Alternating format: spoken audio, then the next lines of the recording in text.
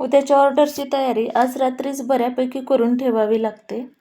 त्यामध्ये भाज्या वगैरे साफ कराव्या लागतात, लसूण वगैरे सोलावा लागतो, तांदूळ साफ करावे लागतात आणि रात्री जेवण वगैरे झाल्यानंतर सगळेजण मदतीला असतात. त्यामुळे सगळेजण एक दीड तास हे काम करून मदत करतात मला.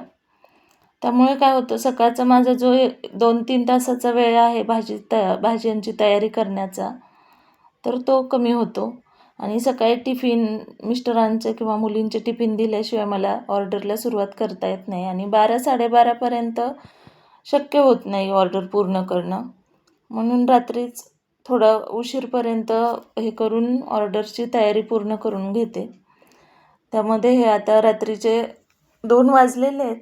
त्यामुळं आत्ता हे पुलाव, उद्या सकाळचा पुलावची पण ऑर्डर आहे. मग ते 2 किलोचा पुलाव आहे, तर त्यासाठी हे पुलावचे तांदूळ भिजायला घालायचे आहेत आणि मसाला वाटून घेतलेला आहे. कारण आज 2-3 दिवस झालं सारखीच लाईट जाते पावसामुळे. त्यामुळे रात्रीच 2 वाजता मसाला वगैरे मिक्सरमध्ये बारीक करून ठेवला आणि हे तांदूळ भिजायला घातलेले आहेत मी. आता अशा प्रकारे मी ही उद्याच्या ऑर्डरची तयारी इथपर्यंत करून ठेवते. पहाटे 4ला उठून मग परत सुरुवात करावी लागते, टिफिनपासून सुरुवात करावी लागते. मैत्रिणीने गावाकडनं आणलेला खरवस दिलेला होता आणि तो मी पहिल्यांदाच ट्राय केलेला आहे. तर आत्ता तो 1:30 वाजता बारीक गॅस करून शिजायला घातलेला होता. तर आत्ता 2:30 वाजलेत.